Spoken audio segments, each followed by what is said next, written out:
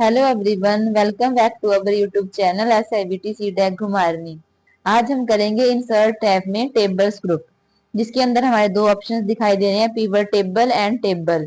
तो जैसे मैंने यहाँ पे ये डाटा लिया हुआ है, तो मैं इस डाटा को सिलेक्ट करवा लूंगी और पिवट टेबल ऑप्शन पर क्लिक करवा कर यहाँ पर अंदर पिवट टेबल ऑप्शन मुझे एक और दिखाई दे रहा है, तो मैं इस पर क्लिक करवा लूंगी। तो मुझे यहाँ पर ये क्रिएट पिवट टेबल का यहाँ पे इंटरफेस दिखाई देगा और यहाँ पे सिलेक्ट टेबल रेंज, जो मैंने टेबल रेंज लिखी है या सिलेक्ट करवाई है, वो मुझे यहाँ पे शो करवा देगा।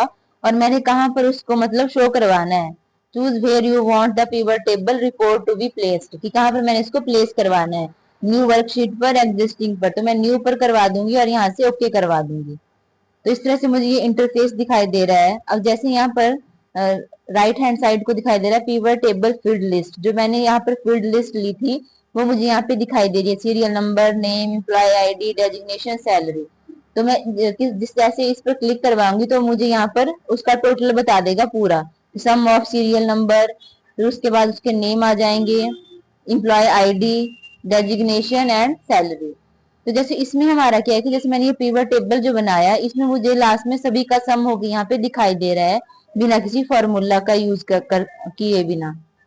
नेक्स्ट जैसे अब इसके बाद है मेरा पिवट चार्ट। तो पिवट चार्ट में क्या है, ये मेरी पहले की शीट है।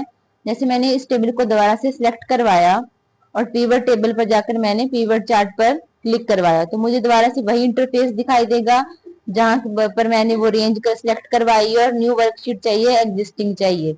मैं न्यू पर क्लिक करवाऊंगी और ओके। तो इस तरह से मुझे ये दिखाई दे रहा है। अब मुझे यहाँ पे ये चीज एक दिखाई दे रही है जहां पर हमारा चार्ट बन के शो करवाएगा। जैसे मैं यहाँ से किसी पर भी क्लिक करवाऊंगी, जैसे मैंने नेम पर क्लिक करवाया तो साइड में मुझे यहाँ पर ये नेम दिखाई दे रहे हैं। फिर मैंने उसके बाद एम्प्लॉय आईडी पर क्लिक करवाया तो मुझे यहाँ पर चार्ट में एम्प्लॉय आईडी और उनके नाम दिखाई दे रहे हैं, जो मैंने वहां पर डाले थे एम्प्लॉयज के नाम, वो दिखाई दे रहे हैं। फिर नेक्स्ट उसके बाद जैसे डेजिग्नेशन है वो दिखाई दे रही है कि कैशियर, HR, अकाउंटेंट, इस तरह से अलग अलग है। नेक्स्ट इसके बाद इसमें सैलरी है, तो वो भी मुझे यहाँ पर दिखाई दे रहा है। अब जैसे मेरा ये जो चार्ट बना, इसमें मैंने सम ऑफ एम्प्लॉय आईडी और सम ऑफ सैलरी करवाया है। तो जैसे मैं इसमें से कुछ अगर रिमूव करवाना चाहती हूँ तो वो मैं रिमूव भी करवा सकती हूँ। जैसे मैंने सैलरी का रिमूव करवाना है तो मैं सैलरी का यहाँ से रिमूव करवा सकती हूँ, तो वो इस तरह से मुझे यहाँ पे शो नहीं करवाएगा और ना यहाँ पे उसका टोटल होके दिखाई देगा। Thank you.